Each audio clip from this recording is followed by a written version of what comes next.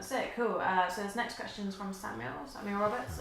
He says, what's the best way to approach management labels? Should you wait to have a finished product? Yes, so something we talk about quite a lot, and a question that I answer quite a lot when it comes to, and it's very interesting, when it comes to whether you want a manager, whether you want a live agent, whether you want a label, whether you want something else, how do you approach these people? It's almost like, I understand what you're saying about a manager, but what about a label? I understand that we shouldn't be approaching labels, but what about a live agent? It's like, but they're exactly the same. Like everyone in the industry is exactly the same. So you have to remember first that everyone's out for their own interests. So if you are a label manager and that's what you're doing, what you're trying to do is you're trying to find the best band to actually take your company to the next level. So you have to believe in that band, but you have to see that it's making that it's actually working.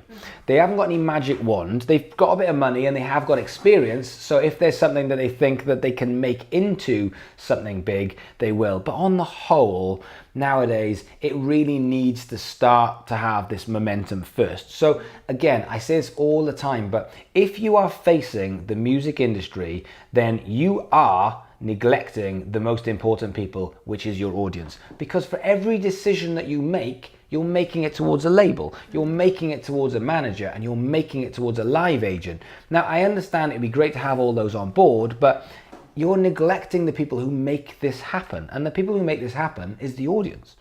So, how do you approach them? I wouldn't bother. I literally wouldn't even do that. I wouldn't. It's not like you send a CV.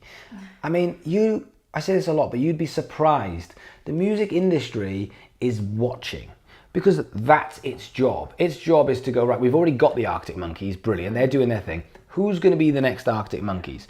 So therefore, it's looking around. It's not waiting for a knock on the door to go, oh, thank God you've arrived. We've been waiting for the next Arctic Monkeys and you turn up. It doesn't work like that. These guys are watching every day. They spend, I have quite regular meetings with kind of indie label managers and A&R, I'm going to say A&R, but people within the music industry. That's what they do all day. They just watch, and nowadays it's the easiest time to watch, because as soon as someone said, have you heard about Stranger Girl? They go, oh, I'll go and check it out. They can do it in 5 seconds. They have a phone, they go Facebook, they type your name in, it pops up, and then all the questions need to be answered, which is, are the fans engaging? Have you got a big enough audience to be able to put a record out? Is this music life-changing? It's just there. So as soon as you approach a label and say, here we are, I mean, I just feel that you haven't done the job, because I think at the point where you've already got a big audience, the audience is engaging and you can put out your own record, the music industry will know who you are. And at that point, if you knock on their door and say, do you want to put a record out? They will have approached you by that point. They will have already got involved. So for me, there's too many people, and this is the key, this is the crux. Here's the punchline of this whole thing.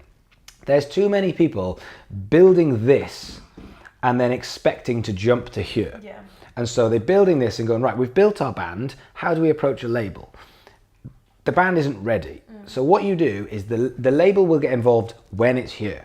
So your job is to just get your head down and build and build and build and build and build and build and build and build and build and build until the agent, the music industry, whichever part of it looks at you and just goes, we have to take a punt on this band, because otherwise somebody else will and we might lose out on it.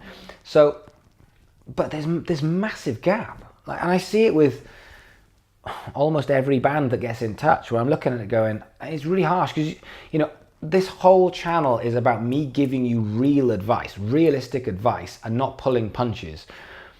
But it's hard to say to someone, guys, you're just nowhere near ready. You're nowhere near ready. But doesn't mean you can't do it. It doesn't mean you won't get there. But what it means is you can't just put a band together at college, write 6 songs, and just go, yeah, I think we're ready to take over the world. Like, that's lottery thinking, and it's not building a business or building with a strategy. What you're doing there is saying, we just hope that someone just goes, oh, you just happen to build a band and it's just the greatest thing that's ever been, and you can be the next Royal Blood, or you can be the next, Royal Blood were together for a long, long time before they were the Royal Blood that we know them.